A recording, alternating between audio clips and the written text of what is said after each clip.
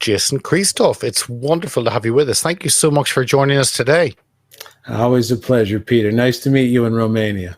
It was wonderful to meet you in Romania. Romania was fun to meet different people who I hadn't connected with before.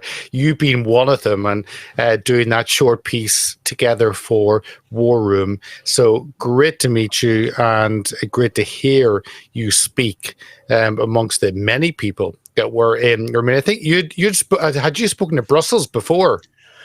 Yeah, I did a similar speech at the EU Parliament in Brussels, just trying to bring whatever parliamentary members who dared attend, basically bring them up to speed on sort of the foundation of why a lot of people during the COVID operation, they ran east looking for a sunset. They were rearranging the furniture on the deck of the Titanic, and it was all based on psychological manipulation. And the members of the European Parliament who attended, they were very impressed with the talk. Well, for the viewers, you run an international self-sabotage coaching school where students are educated in the subjects of mind control, brainwashing, behavior modification, psychological manipulation, of which we have seen a lot in the last 3.5, 4 years. And your speech, I think, was Mind Over Medicine, looking at that psychological manipulation. People can find you on your website, jchristoph.com, and you also have a mailing list. Yeah, if people would like to I send something out 3 to 4 times a week called the Christoph Report. It educates for free on these matters, very important matters. They can email me at info@jchristoph.com and just say, put me on the list, and I'll make sure you get some important information. Okay, well, that's in the description. People can make use of that, info@jchristoph.com.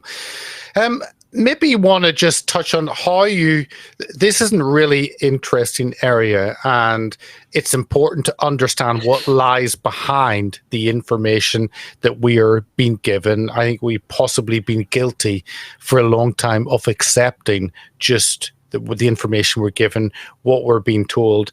Many of us are questioning the media more than maybe any other time in our lives, simply because of the COVID control and that we have seen in the last couple of years. But maybe you want to just introduce yourself and what you do before we get on to the issue of psychological manipulation.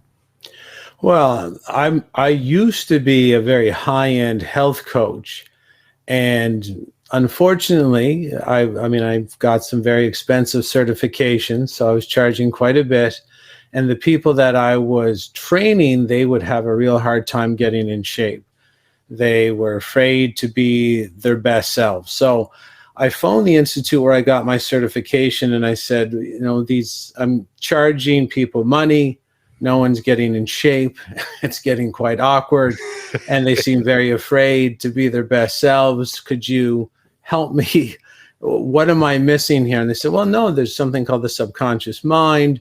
There's mind programs in there. This is based a lot on group pressure. A lot of people that you're dealing with do live in a society where more people are out of shape, more people are addicted, and that group pressure is getting the better of them because we all want to be safe and we all want to be part of the herd. So if the herd is overweight and addicted, we feel very afraid being in the minority, being in shape and not addicted. And I said, well, why didn't you teach me that when I was there in California? They said, well, there was a couple levels ahead, but here's some books regarding how you can mind control and brainwash your clients and trick them into getting in shape. And I said, well, is that ethical? They said, well, it's used every day regardless, and they're paying you to get in shape, so feel free to apply these techniques. There's no good or bad. Mind control is basically the heart of the magician, they said, that determines the outcome. And they said, you're just trying to do some good. So I started to apply these mind control and brainwashing and behavior modification tactics to my high-end health clients, and they were so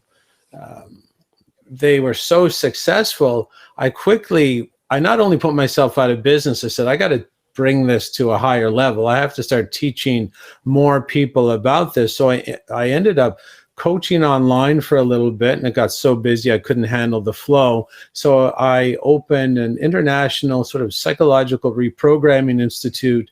I do have medical doctors, chiropractors, health coaches, and members of the general public. And I just show them these tactics, and you can use these tactics on yourself so you can make your life better, or you can apply to entrepreneurial pursuits where you can change people's behavior and they can get what they want. They might want better relationships. They might want more money. They might want to get healthy. They might want to just be happier. These techniques really fit the bill, regardless of what the person wants to do. And there's a lot of mind control in media channels and government channels today that is doing the opposite. So we have this whole big mass of people that are off the path, very unhappy, very depressed. They don't know why. And of course, when they get educated on these matters, because the first process of the schooling is just to say, look, this is what's going on, this is how it works, and these are the players targeting you and your family for negative mind control. And then we say, we're just going to use the same tactics and we're just going to make your life better. And they're like, okay, well, that seems easy to understand. And that allows them to go out into the field or into their lives. And now they hear it on the radio because I pointed it out to them. Now they see it in the newspaper. Now they see it in the movies, the TV shows, and even the ads between the segments of the TV show. They see it there. They see it everywhere. They're like, thanks for pointing it out. It's everywhere. I never saw it before. Maybe mention how you came to be invited to the International COVID Summit, International Crisis Summit now, because you had a lot of doctors, a lot of individuals bringing data and information, a lot of the political side. What you brought to talk about what lies behind that manipulation, that was maybe a little bit niche, slightly different, and it dovetailed perfectly. So how did you end up being at such events? Well, a lot of the medical doctors and scientists would come with the data about, say, the people getting injured from the shot. And that's all fine and dandy, but how did so many people fall for, or participate in the operation? So this is the sort of background question that is nagging in everybody's mind. How was this done? And I've been invited, I don't know, 300-400 times to give explanations and interviews, and I've sort of honed the explanation to make it easy to understand. And I was invited to a lot of medical Zoom conferences and a lot of scientific Zoom conferences as well, where they said, maybe you could speak to 15 minutes on this very important topic, because they have all the data of the injuries and the deaths. Well, where's the explanation about how people walked in, like this voluntary euthanasia? How do you explain that? So I got very good at sort of doing an elevator pitch of how mind control works, not bogging people down too much in the academia of it all, and just telling a good story. And I told the story so many times to so many medical groups. They said, look, you got to come with us, because no one else is really addressing this as effectively as you are. And although you don't have all the, I did graduate from university, but there's no master's or PhD behind my name. But they said, you make it so easy to understand, we have to sort of get this explanation in there, because when the next psychological operation rolls out and it's sort of disguised in a different way, if people don't know how this operates, they'll be eating from the hand that eventually cuts their head off again and again and again. So they said, this is as an important topic as any other topic. And then I got invited. Of course, I'm very happy to go. All the people that are around me and talking before and after me at these conferences are people I've researched and listened to for anywhere between 2 and 25 years personally. Well, tell us your speech at, and I wasn't at Brussels. I saw a few of them, clips on the internet. but actually in the Romanian parliament, sat and listened to many of them. And it was mind over medicine. And I think we are on a different situation now than maybe we were previously, where we trusted maybe the advice and recommendations from the medical field. Now, many of us question that. Maybe just that line, what is it, mind over medicine? Unpack that for us. Well, when I was asked to speak, I'm no fool. So I knew I had to stick to the cited psychology. Getting called to the mat on anything, none of my opinions were going to be inside such a presentation. I don't walk a dangerous line like that at all. So the first question in my presentation was, in regards to our response to COVID, was it based on clinical virology, or was it really based on behavioral psychology? And my speech was the shortest out of the 50 talks that were given over the weekend. But the first thing I opened up with was a 2-minute video. There's something called the ASH Conformity experiment. It's very simple, testing how compliant humans are to group pressure, even when the group is wrong. So it was basically an experiment. There's 5 people, and then there was a researcher, and out of the 5 people, only 1 was the true research subject. The other 4 were actors. And of course, the researcher was sort of also another actor. He's in the white lab coat, and he would hold up a piece of paper. And on the far right-hand side, there was 3 lines, and they all had different lengths. And then on the far left side, there was 1 single line, and it had a matching length to the group on the 3. And it was really obvious. It was like kindergarten sort of research. So let's say the line on the left matched, of the 3, answer B. Line B was the same length as the one out on the left. And the actors were told to give all the wrong answers. So they said it was C. And, you hear it repeated, it's C. And then the guy who's not, he's really in the experiment, he's very confused. He doesn't want to, now his psychology is getting the better of him. This natural sort of neurological impulse that all humans have to feel safe, be in one with the group. Because of 4 against 1, your safety could be in jeopardy if there was a conflict. So the guy who wasn't the actor, he said, no, it's this line. And that was his first time around. Then they gave another piece of paper. It repeated itself. But even on the second go around, the non-actor said, yeah, and he gave the wrong answer. And 50% of the people given this test, they gave the wrong answer, which proves that group pressure can make people ignore reality. And it's also proven that, there's a part of the brain that gets into this for us, and it's counting what the herd is doing. There's a part of our brain very concerned with what the herd is doing, and it's counting the most repetitive content. What this really proves is humans aren't really interested, for most part, in the truth. They're interested in what makes them safe. And if agreeing to something is a lie will make you safer, you can modify and trick the human to go along with the lie. And this psychology, and that was just say the first portion of my presentation, but this is like one facet of the documented psychology that was weaponized against the public during COVID.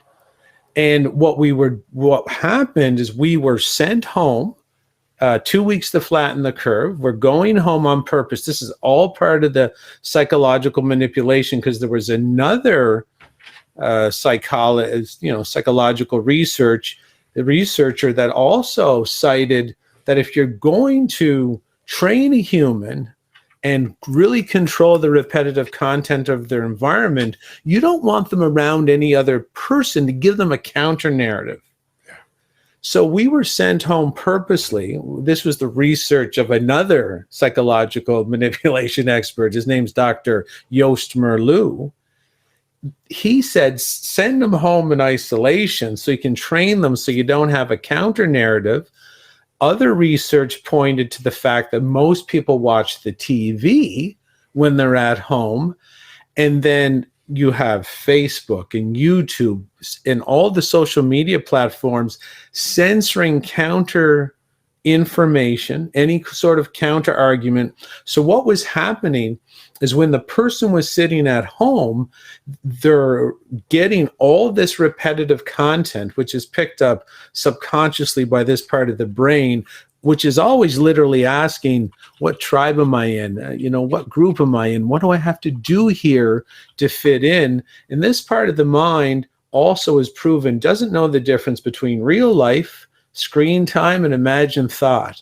So when you are at home and you're listening to ABC and CNN and Sky News and the BBC News, the British Brainwashing Corporation, you're getting the repetitive content that they know will tabulate in the subconscious mind, get identified as the behavior of the group, and then this the safety mechanism that we have to home in on that and mimic that as our own, so that we're safer. This is all automatic. It takes care of the rest.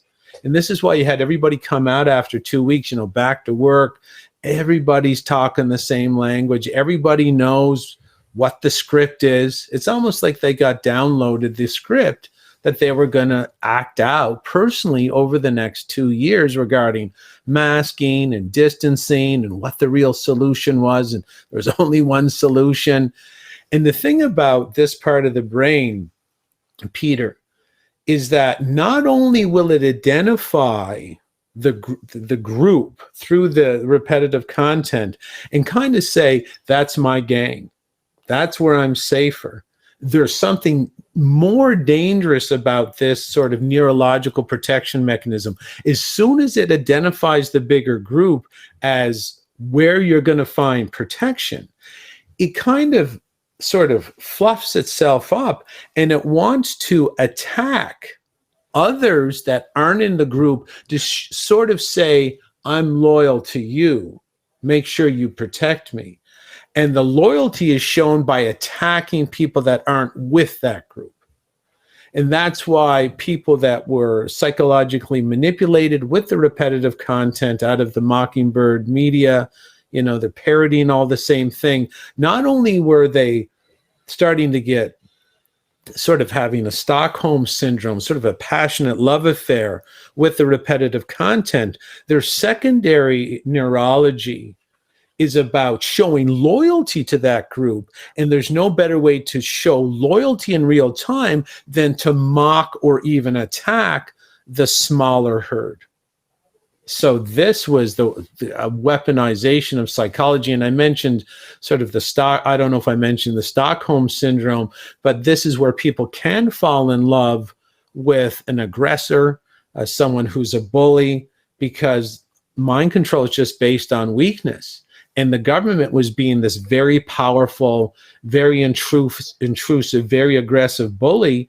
And there's another psychological researcher called Niels Bourgerat, and he's the one who coined Stockholm Syndrome. And Stockholm Syndrome was about a bank robbery in Stockholm, Sweden, where bank robbers held tellers against their will for 5 days. And because of the fear of the bullies, of the people that can control life and death, some of the tellers fell in love and got romantically involved with the bank robbers to try and protect themselves. It's a natural genetic response. So when the government bullied up and started getting very aggressive, and of course, psychological manipulation researchers would have told every government official, use harsher language, be more aggressive.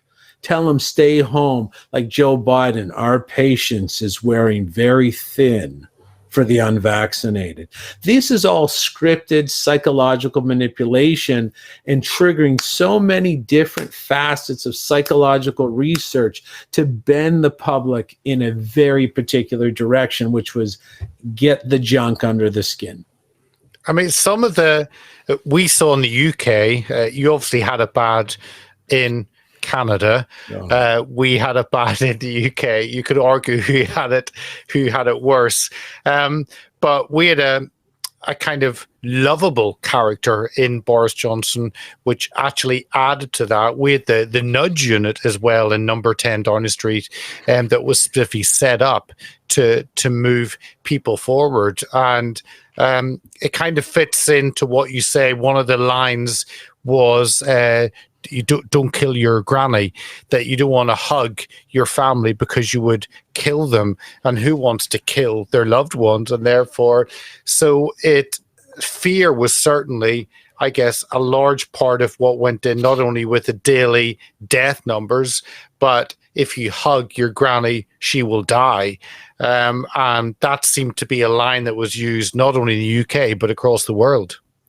Absolutely. The thing about fear, and a lot of humans don't really care about themselves. That's another thing, but they care about other people. So you can really, you can take the lads down at the pub. They're like, I'm going to the pub. If I die down there, I die down there. But if you tell them, look, if you go to the pub and drink with Jim, you could kill Jim and Jim could kill you, you're going to get a completely different psychological response altogether, because they're like, I don't want to be, I'll be responsible for my own death, but I don't want to be responsible for someone else's death. So you can really see the psychological manipulation just in this full gallop. And fear, of course, all the logical and rational analysis capability of the human mind is behind the forehead and what's called the prefrontal cortex or the frontal lobe. Now, fear is being proven to shut that down. So they're going to use as much fear as possible to drive all electrical conductivity and even blood flow out of the prefrontal cortex. And when you're afraid, all the electrical conductivity and the blood flow, it transports to a very primitive part of the brain that you do not want on living in this society. It's called the limbic system or the fight or flight system. It has a notoriously low IQ. It has no ability to judge long-term consequences of its actions. And it's always, in its childlike state, it is always looking for an authority figure to remove the fear, because that's the only way you get back there is through fear. So there's always this childlike tendency to say, tell me what to do. I'll do it. Like, I just can't stand to be in this fear state. And so when you're ruling or farming human cattle, you go to war with the prefrontal cortex. And there's many ways to shut it down, and there's many ways to inhibit it. Fear is one of them. And of course, chemical or poisons is another way to trigger the shutting down of the prefrontal cortex. This is why the bottle shops were open in Canada, the weed shops. Canada now sells fentanyl, heroin, and cocaine openly to their citizens in British Columbia, which is a Western province. And so there's always been an attack on the prefrontal cortex or frontal lobe through these poisons.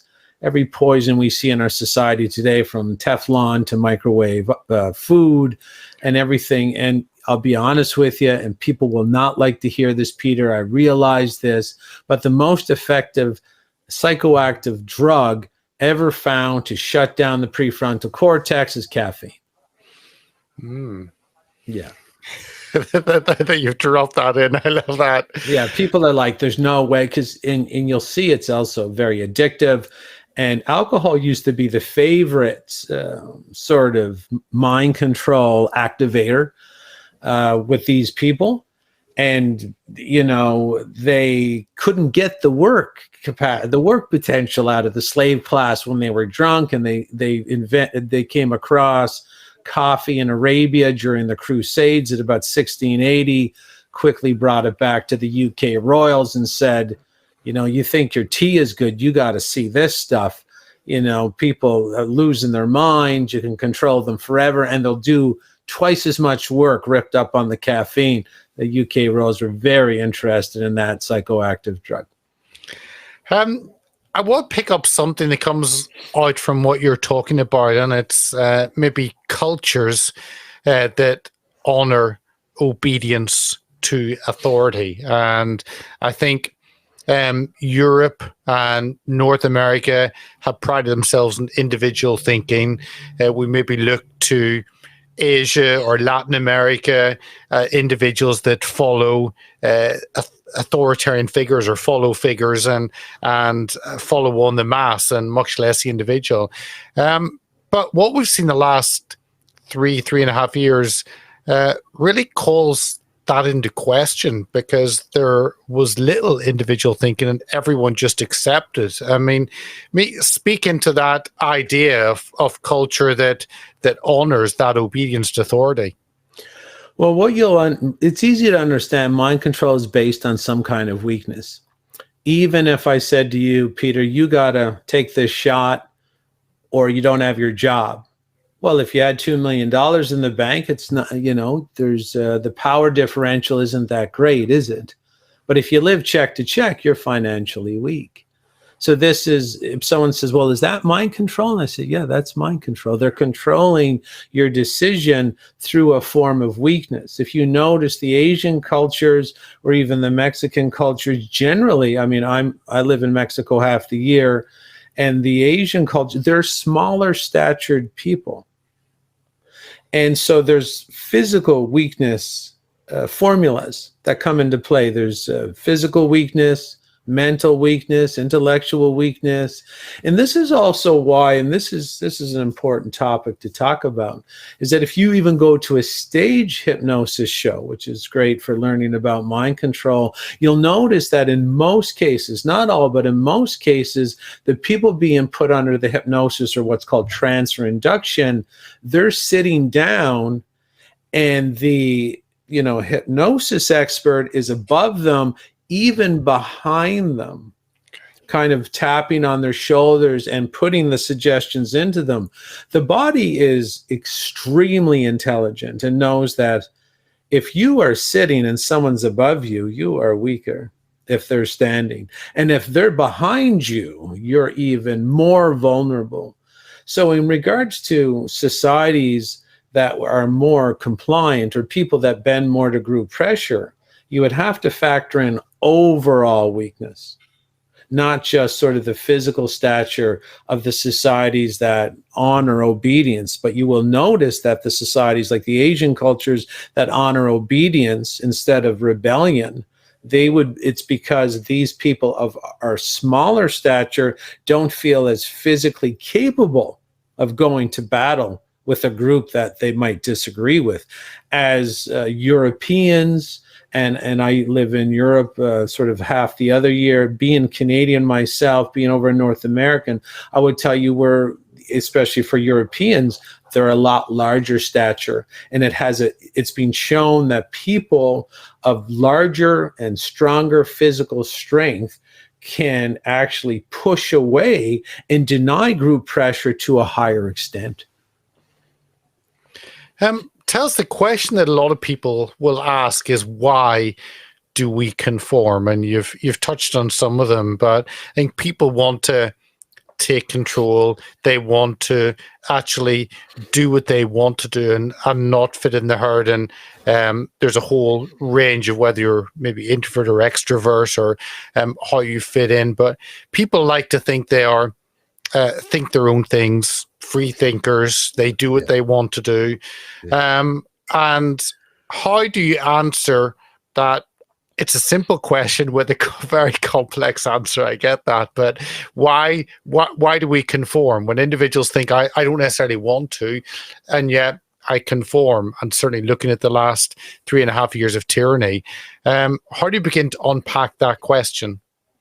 Well, whether this research is done in different ways or by different researchers, they do find, and they can't really put their finger on it exactly, but there's 30% of the population who will conform to the group no matter what. And then there's 40% that sort of looks around and says, or what's that other 30% doing? And they'll just sort of, they know it's wrong, but they still go along. And then there's 30% that actually will have no part of it. And generally I tell people, look, there's usually in the 30% that will not comply with their own destruction, it's usually because they've had a real painful childhood, a real painful incident during their childhood where it was so painful, they absolutely refuse to go back to that pain voluntarily. And they see truth from lies, and they know lies bring pain. And so they're like, if pain comes to me and it's outside my control, so be it. But that person went through so much pain. They're so adverse to it. They're like, I'm not going to participate in it just to make Jim, Joan, and Frank down at the pub happy. You know, Joe and Jane coffee shop will smile at me and be a greater friend to me if I comply with my own destruction. I say no to that proposal. And that's usually because in psychology, you need pain to actually mature and individuate from child to adult. And individuation just means you can see yourself operating separately than the tribe. You can hold your own. And so somewhere along the line in that person's history, they experienced an extremely painful event. They did the very painful rite of passage from child to adult. They've individuated, so they are an individual. They're not, they're not on their parents' apron strings. They're not bound by social constructs that make no sense. And they're certainly not going to comply to group pressure that makes no sense. Like for me, I've had a very painful childhood, and I just knew that the person who takes the most medicine and there is no exceptions to this, the person who goes to the doctor the most is the most sick. The person who takes the most vaccines is the most sick, and the person who takes none of that is the most healthy. And although there was a parade every day down to the priests in the white butcher coats, for the medicine that never made anybody healthy. And although I was catcalled and marginalized for not following along with the parade, I said, you go ahead. I'm staying here, because I, under no circumstances, want to experience the type of pain I've experienced in my life by my own hand. If it comes to my door and someone holds my hand behind my back and does it, well, then that's a different story. But I'm not participating in my own euthanasia. And that's because I've done pain, and I want to minimize it in my life, regardless of who likes me or who doesn't like me for doing so. How does self-worth fit into it? Because I think we are often concerned of what others may think more than we are about ourselves. There's that identity and how others view us. Is some of this, or a large part of this, boiled down to self-worth and how we see ourselves? Absolutely. This group we're dealing with that put on the whole COVID show, they're not a new group. They're a very old group. And if it ain't broke, don't fix it. And so there's psychological weakness. This is the most dangerous weakness, because you can't see it. You could be healthy looking like me, and if I had low self-esteem, you're not going to really see it. But if I have low self-esteem, there's an internal weakness that my metabolism recognizes and tabulates and documents and says, Jason's weak.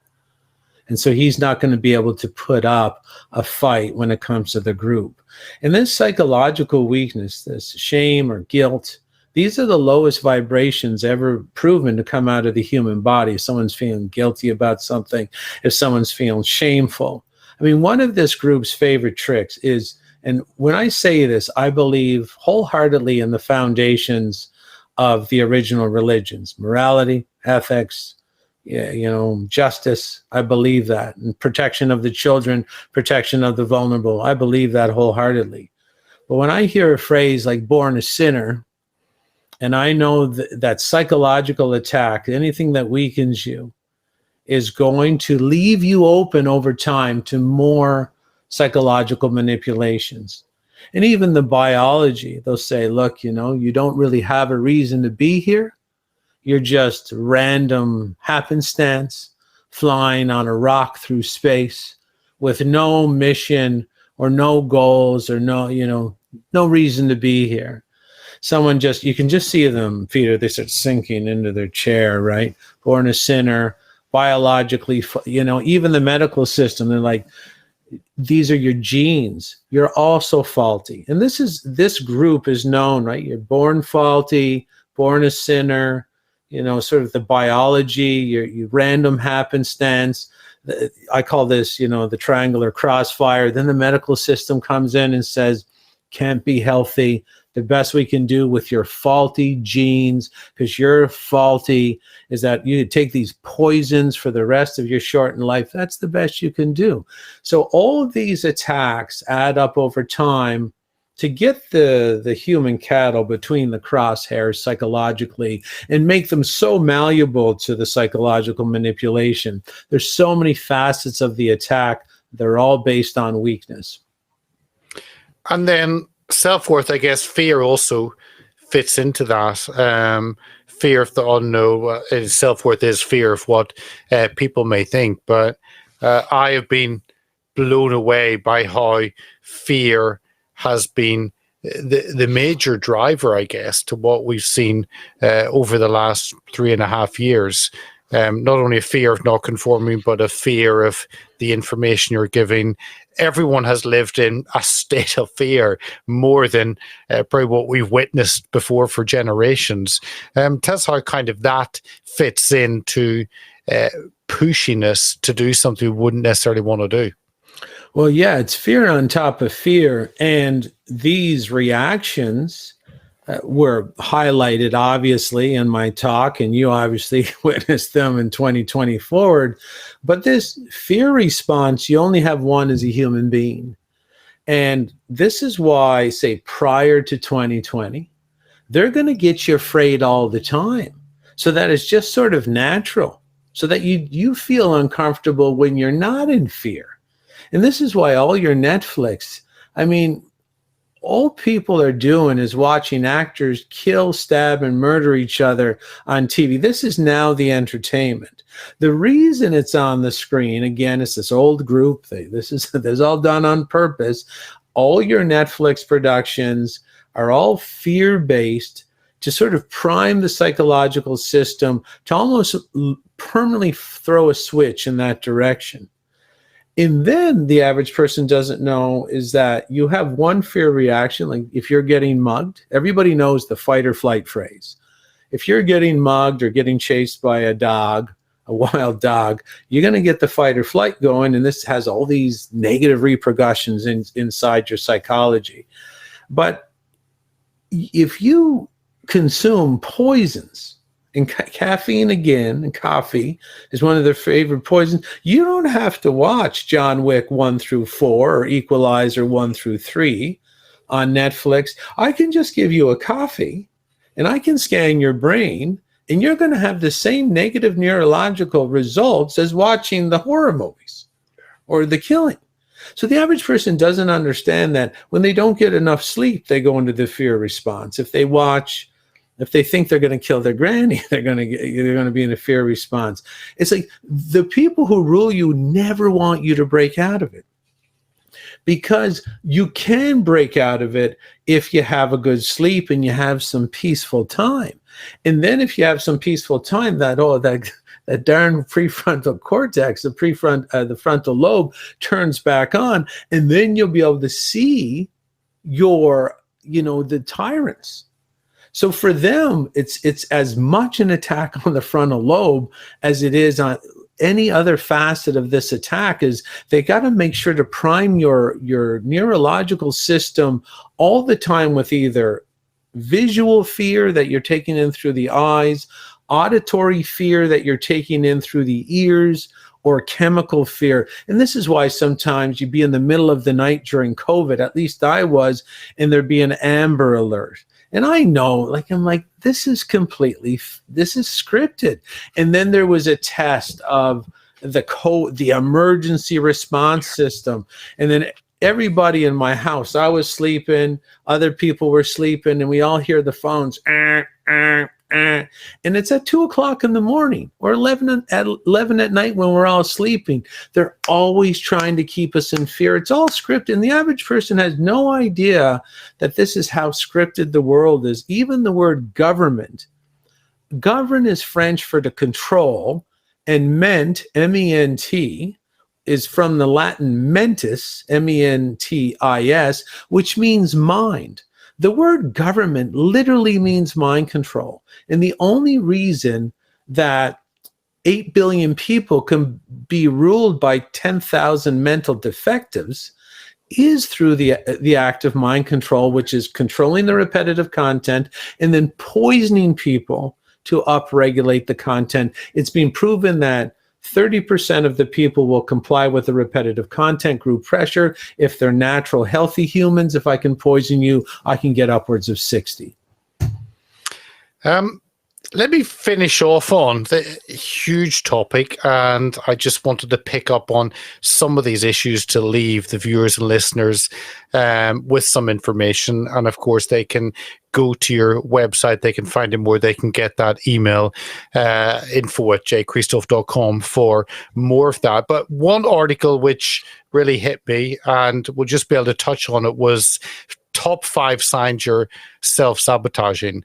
And in that you talk about that we're naturally hardwired to be afraid of success, and then about the government and media purposely know how to use that fear. And one of the signs you mentioned is caffeine, which you've obviously spoken about. You also talk about finances, health, and happiness. Maybe end that, because people will be scratching their heads and thinking, I want to have the success, but I seem to be the one blocking it. Just maybe finish on that. And of course, people can find that full article on the website. Yeah, well, basically, it's a pretty short article, and it basically goes over the finances, the happiness factors, and the wealth, the abundance, the satisfaction. And as we age, we're supposed to remember the lessons of the past pains and failures. So with the past pain and failures, the experience, we're supposed to be able to make better decisions over time. So as we age, we should have more experience and be more masterful of life.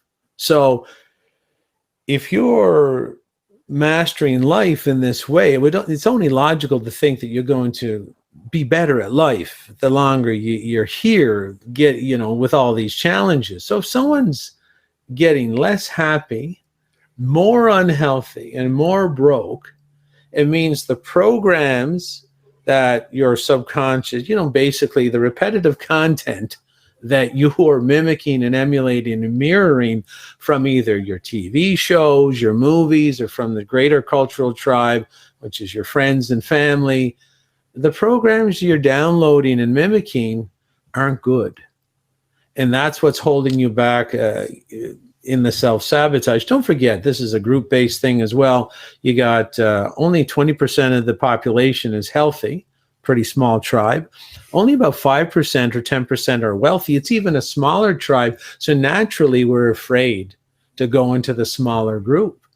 So there are ways to get over this. I teach it. I can help people for free.